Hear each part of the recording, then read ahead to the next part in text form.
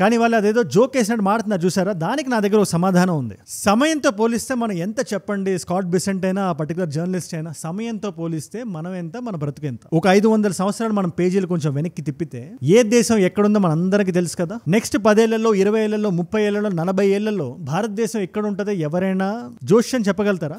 దేశంలో ఉండే problems address చేస్తూనే దేశాన్ని ముందుకు తీసుకెళ్లే పని కూడా మనం చేయగలగాలి. దీని మీద మీరేమంటారు నాకు కింద కామెంట్స్ లో రాయండి. ఆ వెక్కిలి నవ్వులు ఉన్నాయి కదా, ఆ నవ్వులు ఫేడ్ అయిపోతే మనుషులు మనందరం మట్టిలో కలిసిపోతాం, దేశం మిగులుతుంది. ఆ దేశంలో మనుషులు ఉంటారు కదా, వాళ్ళు మాట్లాడుకోవాలి మా తాతల తరాల్లో వాళ్ళు కష్టపడ్డారు కాబట్టి ఇవాళ మనం ఈ పొజిషన్ లో ఉన్నామని. నేను ఈ వీడియోకి సంబంధించి ఏ డిస్కషన్ అయినా స్టార్ట్ చేసే ముందు అమెరికన్ న్యూస్ రూమ్ లో కూర్చొని ఒక జర్నలిస్ట్ మన మీద ఎలాంటి జోక్ లేస్తుందో మీరు వినాలి. మన మీద, మన కరెన్సీ మీద, మన రూపాయి మీద. There are a lot of things I worry about. The rupee becoming a reserve currency isn't one of them. Right. No, I thought you would say that. ఆవిడ టోనే ఇంత వ్యంగ్యంగా ఉంటే దానికి రెస్పాన్స్ గా స్కాట్ బెసెంట్ అని యుఎస్ కి సంబంధించిన treasury secretary ఏమంటాడు మీరు ఒక్కసారి వినండి. It's on this trade problem with us, I think the rupee is near an all-time low versus the US dollar. ఇక్కడ బాధాకరమైన విషయం ఏంటో తెలుసా, వాళ్ళు చెప్పింది నిజమే. ఇవాళ మన రూపాయి ప్రపంచ కరెన్సీతో నిలబడలేదు, కానీ వాళ్ళ టోన్కి మనం ఖచ్చితంగా రెస్పాండ్ అవ్వాలి. అది వాటి వీడియోలో నేను చేస్తాను. అన్ని క్లియర్గా ఎక్స్ప్లెయిన్ చేసుకుందాం మనం. అమెరికన్ హిపోక్రసీ గురించి, వాళ్ళు మన గురించి ఎలా మాట్లాడుతున్నారో దాని గురించి. వాళ్ళ మాట వినట్లేదు కదా, మనం లొంగట్లేదు, వాళ్ళు అడిగితే చేయట్లేదు, జీ హుజూర్ అనట్లేదు, హుకుంగిరి చేయట్లేదు. Senior counsellor for trade and president for trade and manufacturing ఒక వ్యక్తి ఉన్నాడు. ఆయన చాలా పెద్ద పొజిషన్, అది ట్రంప్ గారికి బాగా కావాల్సిన వ్యక్తి. ఆయన పేరు పీటర్ నవారో. ఈయన కూడా చాలా ఎక్స్ప్లోజివ్ స్టేట్మెంట్ చేస్తున్నాడు భారతదేశం గురించి. ఇప్పుడు ఈయన ఇచ్చిన స్టేట్మెంట్, స్కాట్ బెసెంట్ ఇచ్చిన స్టేట్మెంట్ మనం పక్కన పెట్టుకొని చూస్తూ తద్వారా మనకు వచ్చిన జియో పాలిటిక్స్ మనం డిస్కస్ చేద్దాం. ఎందుకంటే మనల్ని ఆరోగెంట్ అని పిలుస్తున్నాడు కదా. అమెరికన్స్ మనల్ని భయపడుతుంటే వాళ్ళని తోకలో ఈకలో కూడా మనం పరిగణించకపోతే దాన్ని ఆరోగెన్స్ అని వాళ్ళు అనుకుంటే అది ఆరోగెన్సే. ఆయన మన గురించి ఇచ్చిన ఈ స్టేట్మెంట్ ని మళ్ళీ మీకు ఒకసారి చెప్తే మీరు జాగ్రత్తగా వినాలి. భారతీయులు చాలా arrogant, don't get in bed with authoritarians అని మనకి యుఎస్ నుంచి ఒక వ్యక్తి నీతి సూక్తులు చెప్తున్నాడు. ఆయన పేరు చాలా జాగ్రత్తగా వినండి, Peter నవారో. India, you're the biggest democracy in the world, okay? Act like one. Side with the democracies. You're getting in bed with the authoritarians. చాలా గట్టిగా వినబడే పేరు అవుతుంది రానున్న కొన్ని రోజుల్లో. నాకు ఆయన ఫ్రస్ట్రేషన్ చూస్తుంటే నవ్వు వస్తుంది. అవతలాడి క్యారెక్టర్ తెలుసుకోవడానికి మనకి ఏం చేయాల్సిన పని లేదు అంటారు కదా, మీరు సైలెంట్ గా ఉండండి, వాడినే మాట్లాడినివ్వండి, మొత్తం కక్కేస్తాడని అలా హ్యాపీగా ఇష్టం వచ్చినట్టు విషయం కక్కుతున్నాడు భారతదేశం మీద. 1 by 1 పాయింట్ చెప్తే మీరు జాగ్రత్తగా వినాలి. ఆయన అంటాడైనా, మీరు ప్రపంచంలోనే అతిపెద్ద డెమోక్రసీ, ఒక డెమోక్రసీ అని నడుచుకోకుండా ఉంటే ఎలా? మీరు రష్యాతో, చైనాతో ఫ్రెండ్షిప్ ఎందుకు చేస్తున్నారు? యుఎస్ వైపు వచ్చేయండి, యుఎస్ తో, యూకే తో, ఫ్రాన్స్ తో చేయండి. ఏంటి ఇంతే అనుకుంటున్నారా? ఆయన అక్కడతో ఆగలేదు. ఈ యుద్ధానికి మోదీస్ వార్ అని పేరు పెట్టాడు. ఏ యుద్ధానికి అయినా డౌట్ వచ్చింది కదా, అదేమైనా ఇండియా పాకిస్తాన్ యుద్ధం అని కాదు, రష్యాకి యుక్రెయిన్ కి జరుగుతున్న యుద్ధం అంట. That is Modi's war and the way to peace is through New Delhi. అంటే మనం రష్యాకి ఇస్తున్న డబ్బులు మాత్రమే ఆయన యుద్ధానికి వాడుతున్నారని.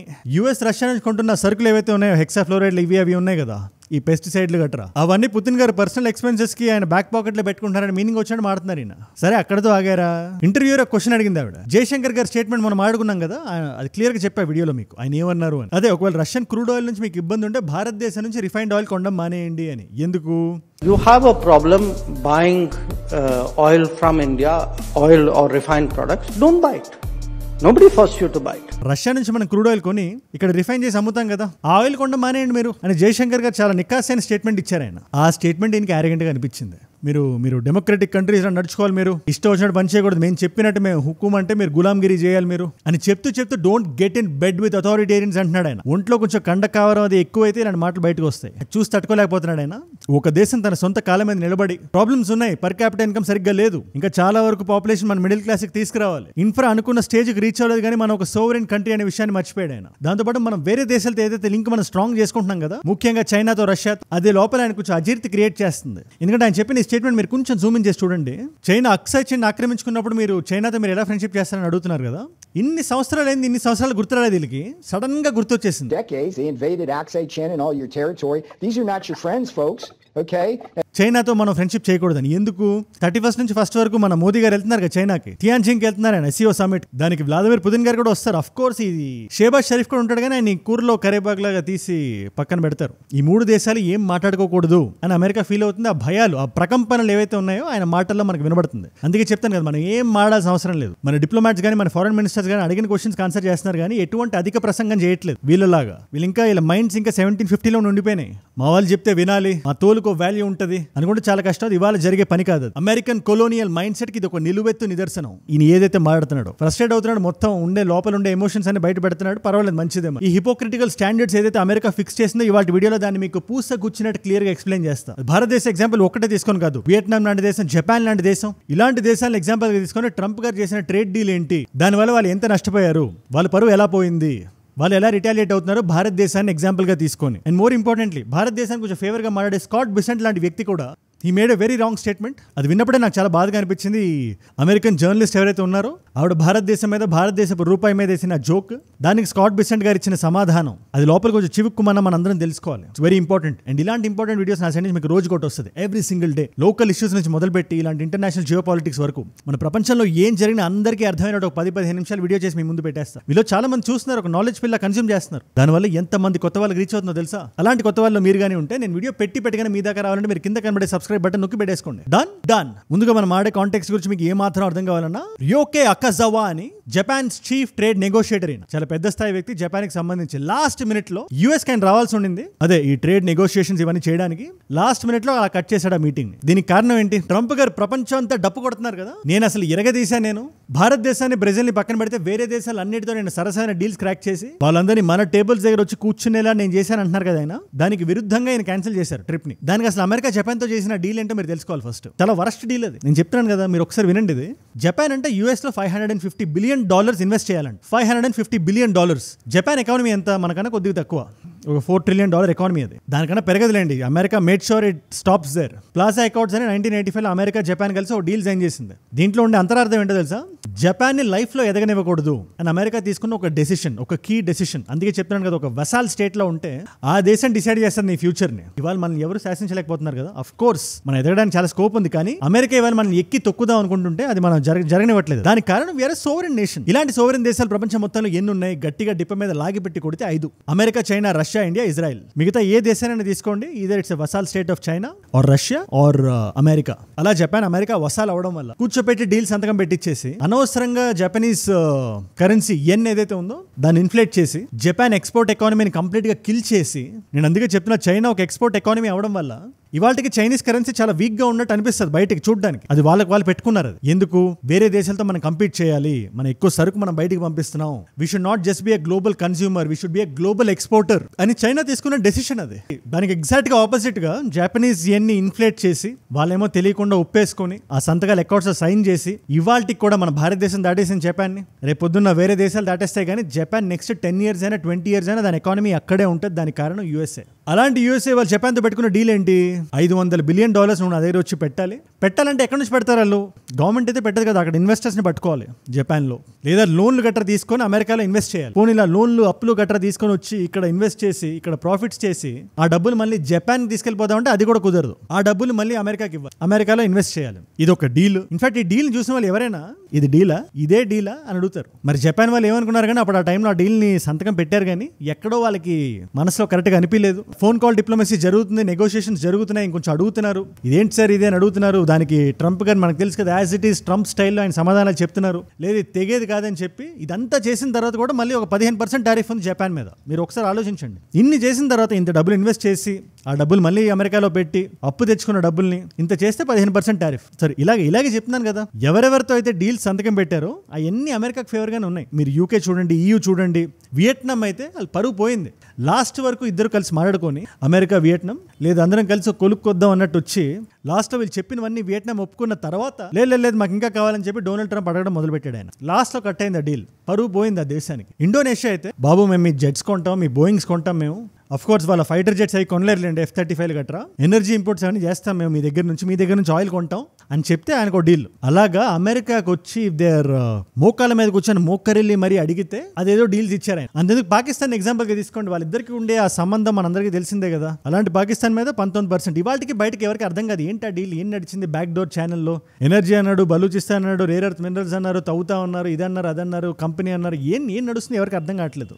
పాకిస్తాన్కి సంబంధించి. అది ట్రంప్ గారికి వంకాయకి మధ్యలో ఒక సీక్రెట్ డీలింగ్ ఉంది. ఐ థింక్ ఎవ్రీ మంత్ ఒకసారి వైట్ హౌస్కి వెళ్ళి కొంచెం బిర్యానీ వడ్డించి రావాలేమో. మరి నాకు ఏం అర్థం కావట్లేదు. ఇన్ని మాట్లాడుతున్న యూఎస్ చైనాని ఎందుకు కెలకలేకపోతుంది అనే డౌట్ మీకు వచ్చింది కదా. Simple, China is a sovereign nation, sovereign తో పాటు పవర్ఫుల్ నేషన్. కొంచెం గట్టిగా కళ్ళు ఎర్రగా చేసి చూస్తే ట్రంప్ గారికి ఏం చేయాలో అర్థం కాదు. అందుకే ట్రంప్ గారు ట్యాకో అయ్యారు చైనాకి సంబంధించి. డెడ్ లైన్స్ అవి ఎక్స్టెండ్ అయినాయి, మాట్లాడుతున్నాం, అది చేస్తాం, ఇది చేస్తున్నారు. 145% టారిఫ్ పెట్టిన తర్వాత చైనాని ఏమి పీకలేమన్నప్పుడు లాస్ట్ మినిట్లో ఒక అడుగు వెనక్కేశారు DJT. ఇన్ఫాక్ట్ ఆయనతో వచ్చిన బిగ్గెస్ట్ ప్రాబ్లం ఏంటంటే మనం బయట ఎటువంటి స్టేట్మెంట్స్ ఇవ్వట్లేదు. బయటికి వెళ్ళి మన మోదీ గారు కానీ లేదా ఎనీ అదర్ లీడర్ కానీ మా దేశాన్ని మీరు ఏం చేయలేరని చెప్తున్నాం కానీ USA ఇలాంటి దేశం, USA అరగెంట్, USA మేము చెప్పిన మాట వినట్లేదు, USA ఫండ్ చేస్తుంది, USA ఇది చేస్తుంది, USA అది చేస్తుంది అని చెప్పట్లేదు. USA హిపోక్రసీని మనం బయట పెడుతున్నాం. That simple. అది ఒక్కటి చేస్తుంటేనే వాళ్ళకి అంత కాలుతుందంటే జస్ట్ ఇమాజిన్ మన USAకి సంబంధించిన నిజాలు బయట పెడితే ఇదే జయశంకర్ గారు అదే పోడియంలో పాకిస్తాన్కి USకి హిస్టరీ ఉందని చెప్పడంతో పాటు ఆ హిస్టరీ ఏంటో కూడా పాయింట్ టు పాయింట్ మన డేట్స్ తో, లొకేషన్స్ తో, ఈవెంట్స్ తో పాటు వివరిస్తే ఆయన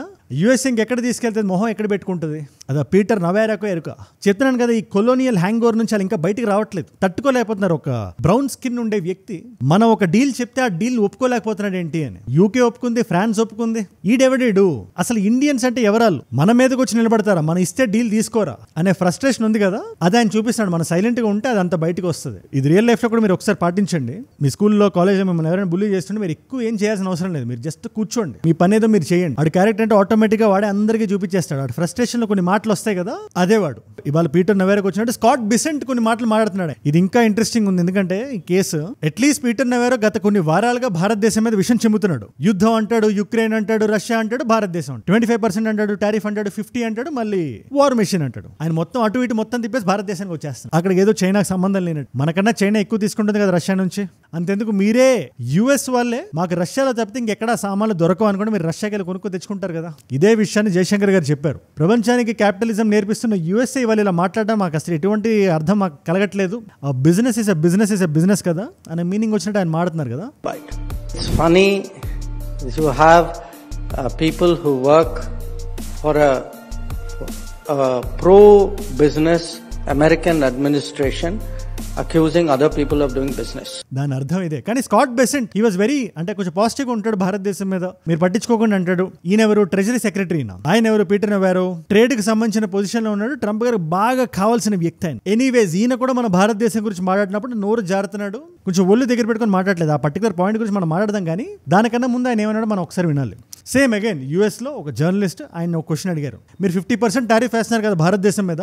వాళ్ళు అక్కడ ఫారెన్ మినిస్టర్ జయశంకర్ గారు మాట అన్నారు, మీకు రష్యన్ క్రూడ్ ఆయిల్ తో ప్రాబ్లం ఉంటే భారతదేశంతో బిజినెస్ ఎందుకు చేస్తున్నారు, మీరు రిఫైన్డ్ ఆయిల్ ఎందుకు కొంటున్నారు మీరు అని అడుగుతున్నారు. స్ట్రైట్ క్వశ్చన్ అది. దానికి మీరు ఏం చెప్తారు సార్ అని ఇవి అడిగారు. జయశంకర్ గారి పాయింట్ కి ఏంటి మీరు, what is your take away అని. Minister says if the US does not like India buying Russian oil, it should not buy from India. ఆయన ఆ సమాధానం చెప్పకుండా, దాని గురించి అసలు ప్రస్తావన కూడా తీసుకురాకుండా, USAకి భారతదేశానికి చాలా కాంప్లికేటెడ్ రిలేషన్షిప్ ఉంది, అది ఇవాళ కాకపోతే రేపైనా సెట్ అవుతుంది, ఇండియా ప్రపంచంలోనే అతిపెద్ద డెమోక్రసీ, అమెరికా అతిపెద్ద ఎకానమీ, ఈ రెండు కలిసి ఉండాల్సిందే, అది సృష్టి ధర్మం, అది సెట్ అయిపోతుంది చూడండి, ట్రంప్ ట్యాకో అవుతాడని చెప్పకుండానే చెప్పాడు ఆయన. ఇక్కడ వరకు నాకు ప్రాబ్లం లేదు. సరే ఆయన ఏదో మాట్లాడుతున్నాడు, ఇట్స్ ఓకే, ఇండియా సెట్ అవుతుంది అంటున్నాడు, ఇండియా US ఫ్రెండ్షిప్ గురించి మాట్లాడుతున్నాడు. కానీ మరి ఇండియా కానీ ఏమైనా బ్రిట్స్ తో కానీ లేదా EU నేషన్స్ తో కానీ బిజినెస్ చేసేటప్పుడు వాళ్ళ రూపాయిని వాళ్ళు ఏమైనా వాడతారా అని చెప్పి ఒక వెకిలి నవ్వారు ఆవిడ. ఎంత వ్యంగ్యంగా మాట్లాడారంటే ఆవిడ ఒక జర్నలిస్ట్, ఒక ఆన్లైన్ ట్రోలర్ కూడా మనకు అర్థం కాదు ఆవిడ మాట్లాడిన టోన్ వింటే. దానికి సమాధానంగా ఈ స్కాట్ బెసెంట్, నేను వరి అవ్వాల్సిన విషయాలు చాలా ఉన్నాయి నాకు ప్రపంచంలో, దాంట్లో ఈ రూపాయి గురించి నాకు పెద్ద వరి అవ్వాల్సిన పని లేదు. ఇవాళ రోజున అమెరికన్ డాలర్ తో పోలిస్తే ఇండియన్ రూపీ చాలా దిగువ స్థాయిలో ఉంది, దాని గురించి నేను వరి అవ్వట్లేదు అని చెప్పి కొంచెం నవ్వుతూ వ్యంగ్యంగా వెకిలిగా మాట్లాడాడు. I think the rupee is near an all-time low versus the US dollar. Yeah, great point. ఆయన చెప్పిందంటే ఎటువంటి అబద్ధం లేదు. మనం ఇవాళ నిజాలు మాట్లాడాలి, నాకు లోపల చివుక్కుమంది, కానీ ఆయన చెప్పింది నిజం. భారతదేశాన్ని ఒక రిజర్వ్ కరెన్సీగా మనం ఇప్పుడు అప్పట్లో అయితే చూడలేం మనం, కానీ వాళ్ళు అదేదో జోక్ వేసినట్టు మాట్లాడుతున్నారు చూసారా, దానికి నా దగ్గర ఒక సమాధానం ఉంది. సమయంతో పోలిస్తే మనం ఎంత చెప్పండి, స్కాట్ బెసెంట్ అయినా ఆ పర్టికులర్ జర్నలిస్ట్ అయినా, సమయంతో పోలిస్తే మనం ఎంత, మన బ్రతుకు ఎంత. ఒక 500 సంవత్సరాలు మనం పేజీలు కొంచెం వెనక్కి తిప్పితే ఏ దేశం ఎక్కడుందో మన అందరికీ తెలుసు కదా. నెక్స్ట్ 10 ఏళ్లలో, 20 ఏళ్లలో, 30 ఏళ్లలో, 40 ఏళ్లలో భారతదేశం ఎక్కడ ఉంటుందో ఎవరైనా జోష్యం చెప్పగలుగుతారా? ఆ చెప్పే స్థాయి మనకుందా? అది ఎవరికైనా, భారతదేశంలో కూర్చొని మాట్లాడేవాడికైనా, అమెరికాలో కూర్చొని మాట్లాడేవాడికైనా, మన చేతిలో ఒకటే ఉంది. మనల్ని ఎవరైనా తక్కువ చేసి మాట్లాడితే ఆ కోపాన్ని ప్రొడక్టివ్ గా, పాజిటివ్ గా మార్చడం, మన దేశానికి మనం ఏ విధంగా ఉపయోగపడగలుగుతామో ఆ దిశగా మనం పనిచేయడం, అందరం కష్టపడి, అఫ్ కోర్స్ అది లీడర్షిప్ సిస్టమ్ నుంచి అది రావాలి. ఈ పార్టీ ఆ పార్టీ అని కాదు, ఏ పార్టీ ఉన్నా కూడా if they are doing their best, ఇవాళ గురించి రేపటి గురించి కాదు, 10 ఏళ్ల తర్వాత 20 ఏళ్ల తర్వాత ఏంటని ఆలోచించాలి. ఆ ఫోర్ సైట్ ఉండే లీడర్స్ మనకుంటే, ఇవాళ వాళ్ళు జోక్లు వేస్తున్నారు కదా, ఆ నోర్లు మూసుకుంటాయి. ఇవాళ మనం లేదు Indian rupee strong, reserve currency అవుతుంది అనుకుంటే మనల్ని మనం మోసం చేసుకుంటున్నట్టు. మనల్ని మనం ఎప్పుడు మోసం చేయకూడదు. స్కాట్ బిసెంట్ అనేవాడు జోక్ వేసాడు, భారతదేశంతో ఫ్రెండ్లీగా ఉండే ఒక అమెరికన్ లీడర్. ఆ వ్యక్తి అలా వచ్చి బయట మాట్లాడుతున్నాడంటే, క్లోజ్డ్ సర్కిల్స్ లో ఓవెల్ ఆఫీస్ లో ఎలాంటి డిస్కషన్ భారతదేశం మీద నడుస్తున్నాయి మనకు ఒక చిన్న హింట్ ఇచ్చినట్టే అది. అంతెందుకు డొనాల్డ్ ట్రంప్ డెడ్ ఎకానమీ అన్నాడు ఆయన. లోపల ఎవరికైతే కోపంగా ఉందో ఆ కోపాన్ని ఛానలైజ్ చేయండి అంతే. ఎవరెవరు ఏ పనిలో ఉన్నా కూడా మీ పనిలో మీ బెస్ట్ ఇవ్వండి. పొద్దున్న లీడర్స్ ఎన్నుకునేటప్పుడు మీ కాన్స్టిట్యున్సీలో బెస్ట్ పీపుల్ ఎన్నుకోండి. మీరు అది ఏ పార్టీ అయినా పర్వాలేదు, మీకు కరెక్ట్ అనిపిస్తే మీ ఓటు హక్కుని మీరు వాడుకోండి. ఈ రెండు విషయాలు మనం కరెక్ట్ గా చేయగలిగితే దేశం ముందుకెళ్తుంది. దేశంలో ఉండే ప్రాబ్లమ్స్ అడ్రస్ చేస్తూనే దేశాన్ని ముందుకు తీసుకెళ్లే పని కూడా మనం చేయగలగాలి. దీని మీద మీరు ఏమంటారు నాకు కింద కామెంట్స్ లో రాయండి. ఆ వెక్కిలి నవ్వులు ఉన్నాయి కదా, ఆ నవ్వులు ఫేడ్ అయిపోతే మనుషులు మనందరం మట్టిలో కలిసిపోతాం, దేశం మిగులుతుంది. ఆ దేశంలో మనుషులు ఉంటారు కదా, వాళ్ళు మాట్లాడుకోవాలి, మా తాతల తరాల్లో వాళ్ళు కష్టపడ్డారు కాబట్టి ఇవాళ మనం ఈ పొజిషన్ లో ఉన్నామని. అలా మనం ఇవాళ పని చేయగలగాలి. ఎనీవేస్ నెక్స్ట్ 2-3 days లో మన leadership is going to China, Tianjin. Xi Jinping గారు వచ్చి స్వయంగా ఆహ్వానిస్తారు. అక్కడ ఎటువంటి డిస్కషన్ జరిగినా, ఏ ప్రొడక్టివ్ డెసిషన్ తీసుకున్నా దాని గురించి నేను ఖచ్చితంగా ఒక వీడియో చేస్తాను నేను. But I'm very positive. ఇవాళ రోజున అమెరికా మనతో ప్రవర్తిస్తున్న తీరును చూస్తుంటే ఖచ్చితంగా we have to stand our ground. ఆయన ఫ్రస్ట్రేట్ అవుతున్నాడు కదా, నాకు చాలా ఆనందంగా ఉంది, మనసు నిండిపోతుంది. చైనాతో మీరు ఫ్రెండ్షిప్ చేస్తారు, అథారిటేరియన్ కంట్రీస్ తో అంటే. నార్త్ కొరియాకి వెళ్ళింది ఎవడు నాకు అర్థం కావట్లా. ఎవరు వెళ్ళారు నార్త్ కొరియాకి? ట్రంప్ గారు ఫస్ట్ టైంలో 3 సార్లు వెళ్ళొచ్చారు కదా, షేక్ హ్యాండ్ ఇచ్చి ఫోటోలు తీసి మాట్లాడి ఇదని అదని. ఈ మళ్ళీ కొత్త టైంలో మళ్ళీ మాట్లాడుతున్నారు నార్త్ కొరియా గురించి. నార్త్ కొరియా ఏంటి నాకు అర్థం కావట్లేదు. నార్త్ కొరియా స్వచ్ఛంద దేశం అది. నార్త్ కొరియా ఈ డెమోక్రటిక్ కంట్రీ అది, వాల్యూస్ ఉండే దేశం అది. వీళ్ళందరికీ బాబు లాంటి దేశం అది, అథారిటేరియన్ వాల్యూస్ లో. ఆ దేశంతో మీలా మాడాలంటే నాకు మనసు రావట్లేదు. కానీ you are going to bed with authoritarians అన్నారు కదా, మరి మీరు ఎక్కడికి వెళ్ళారు? మీరు ఈ నార్త్ కొరియాతో ఎక్కడికి వెళ్ళారు? మీరు మీ మీద ప్రపంచం నమ్మకం ఎప్పుడో వదిలేసింది. భారతదేశంతో కూడా ఇది వల్ల ఇర్రివర్సిబుల్ డ్యామేజ్ ఇది. రేపు పొద్దున ట్రంప్ టాకో అయ్యాడు అనుకోండి, లేదు భారతదేశం నుంచి వెయిట్ చేద్దాం 90 days 100 days అన్నాడు అనుకోండి, ఈ లోపల ఏదో డీల్స్ అంతకని చెప్పి మనం ఒక ట్రేడ్ డీల్స్ అంతకం పెట్టేస్తాం. మనం ఆయన 20%కో 15%కో 25%కో డీల్స్ అంతకం అవుతుంది. రేపు పొద్దున ట్రంప్ గారు ఏమైనా చెప్తే మనం నమ్ముతాం? మొన్నటికి మొన్న పాకిస్తాన్కి చెప్పాను నేను, మీరు చిన్నపిల్లలు ఎందుకు కొట్టుకుంటున్నారని మీనింగ్ వచ్చినట్టు మాడుతున్నాను. నేనే వచ్చి సీజ్ ఫైర్ ఇచ్చాను నేను. నా ట్రేడ్ అనగానే వాళ్ళిద్దరు భయపడిపోయి వాళ్ళు సీజ్ ఫైర్కి వచ్చేసారని చెప్పి. అందులో ఎంతవరకు నిజం ఉందో చిన్న పిల్లలకు కూడా తెలుసు. అన్ని దేశాలకి మనం ఎగ్జాంపుల్ కనబడుతున్నాం. మనం పర్ క్యాపిటల్ ఇన్కమ్ సరిగ్గా లేని దేశమే వాళ్ళు నిలబడుతున్నారు. అమెరికా కొంచెం హార్ష్గా మాడుతున్నా, అమెరికా శాంక్షన్స్ వేస్తున్నా, టారిఫ్లు వేస్తున్నా, ఏం వేస్తున్నా వాళ్ళు చెక్కు చెదరకుండా వాళ్ళ పని ఏదో వాళ్ళు చేసుకుంటున్నారు. మనం ఎందుకు మనం లొంగాలి అనే డౌట్ ప్రతి దేశానికి వస్తుంది కదా, ఆ భయమే ఇవాళ అమెరికాకి పట్టుకుంది. ఎంత ధైర్యం ఉంటే ఇండియా నిలబడుతుంది, ఇండియాని తెగేదాకా మనం లాగుదాం అని. మనకి టెన్సైల్ స్ట్రెంత్ ఎక్కువ అనే విషయం వాళ్ళకి తెలియట్లేదు. ఇవాళ ఇస్రోలో మనం తీసుకుంటున్న స్ట్రైడ్స్ కానీ, మన ఓన్ క్రయోజెనిక్ ఇంజిన్ కానీ వాళ్ళు పసిగట్టు ఉంటారా? 80 సంవత్సరాలు అయింది అంతే మనకి ఇండిపెండెన్స్ వచ్చి. సుమారు వాళ్ళతో పోలిస్తే మనం 200 సంవత్సరాలు లాగ్ అయి ఉన్నాం మనం, 200 years. ఇంకా చూడాల్సిందే, చేయాల్సింది చాలా ఉంది. అందుకే అంటున్నాను కదా, కాలం అనే స్కోప్ నుంచి మనం చూస్తే ప్రతి ఒక్కడు ఇసుక రేణువే.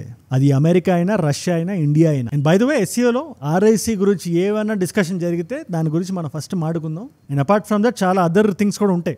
ఇండియా స్పెషల్గా వెళ్ళడం, చైనా కూడా అబ్జర్వ్ చేస్తుంది. అబ్జర్వ్ చేస్తూ ఊరుకుంటుందా? China also will want its own personal impact. అందుకోసం ఒక ఫ్రెండ్షిప్ అనేది డెవలప్ కూడా అవుతుంది. ఇవాళ మన నేషనల్ ఇంట్రెస్ట్ మనం ముందు పెట్టుకొని చాణక్య నీతితో మనం నడవాలి అంతే. దీని మీద మీరేమంటారు నాకు కింద కామెంట్స్ లో ఖచ్చితంగా రాయండి. ఏదైనా పాయింట్ నేను మిస్ అయి ఉన్నా కూడా, ఏదైనా మీరు యాడ్ చేద్దాం అనుకున్నా కూడా, యూజ్ దిస్ కామెంట్ సెక్షన్. మనం డిస్కస్ చేద్దాం. As an Indian, what ever you feel, because your voice matters. మన లైఫ్ లో మనం చేస్తున్న పనులతో పాటు ఇలాంటి జియో పాలిటిక్స్ మీద కూడా మనకు కొంచెం అవగాహన ఉంటే అది మనకి ఇంకా మోటివేషన్ ఇస్తుందని నేను నమ్ముతా. ఎందుకంటే మన కోసం, మనంతో పాటు దేశం కోసం కూడా మనం ఉన్నాం కదా. Special strategic and global partnership కింద ఏ సంవత్సరంలో మన బయలాటరల్ ట్రేడ్ మన నెక్స్ట్ లెవెల్ పట్టుకెళ్ళాం. ఇండియా ఇంకా జపాన్ దేశాలు జాగ్రత్తగా వినండి. ఇండియాకి జపాన్ కి మధ్యలో, యుఎస్ కాదు. Option A is 2000, option B is 2006, option C is 2014, option D is 2019. నీకు తెలిస్తే కింద రాయండి. తెలుసుకుందాం అనుకుంటే ఇన్స్టాగ్రామ్కి వచ్చేసేయండి. మీకు అజయ్ ఫ్రమ్ ఏజూడ్ అని ఉంటుంది. అజయ్ ఫ్రమ్ అని రాస్తుంటే పక్కన వచ్చేస్తుంది. It's verified profile, tick mark ఉంటుంది. 1+ million ఫాలోవర్స్ ఉంటారు. మీరు టక్కన వచ్చేసి అక్కడ ఇలాంటి వీడియోస్ ని రీల్స్ లా చూడొచ్చు. నా లైఫ్ లో నా చుట్టూ ఏమైనా జరుగుతున్నా, ఏదైనా వీడియో ఐడియా టాపిక్ నాకు ఇద్దాం అనుకున్నా, లేటెస్ట్ న్యూస్ అండ్ స్టోరీస్ లా కానీ,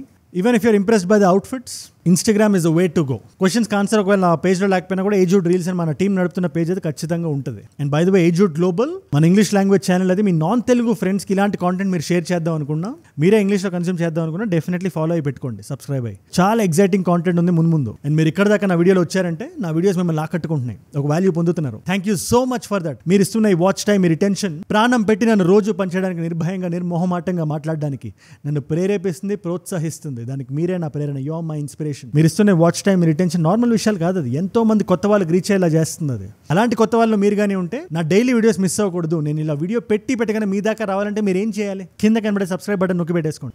డన్. మీకోసం 2 కాంప్లిమెంటరీ వీడియోస్ పెడుతున్నా. లేదు కొంచెం లోకల్గా ఏం జరుగుతుందో నేను తెలుసుకోవాలి మన భారతదేశంలో అనుకుంటే నోయిడా కేసు మీరు వినే ఉంటారు కదా, ఎక్కడో న్యూస్ పేపర్ హెడ్లైన్ ఏదో చదివే ఉంటారు. దాని గురించి ఫుల్ కాంప్రహెన్సివ్ వీడియో చేశాను. ఆ వీడియో ఇక్కడ ఉంది. లేదు ఇదే జియో పాలిటిక్స్ లో నేను ట్రంప్ గారి పాయింట్ ఆఫ్ వ్యూ ఎలా ఉంది, ట్రంప్ గారు ఫోన్ చేస్తే మోదీ గారు ఎత్తట్లేదంట, అది ఏంటది, ఆ డిస్కషన్ ఏంటి అంటే ఆ వీడియో ఇక్కడ ఉంది. మీకు ఏ వీడియో ఇంట్రెస్ట్ ఉంటే ఆ వీడియోని చూడండి. నేను మళ్ళీ మిమ్మల్ని రేపు కలుస్తా. మనందరం కలిసి పెరగాలి, కలిసి ఎదగాలి. Let us all grow together, let us all rise together, rise above ignorance, rise above arrogance, rise above hate. ఏజ్ చూడంటే మనం. జై హింద్, జై భారత్, జై ఆంజనేయ, ఓం నమః శివాయ.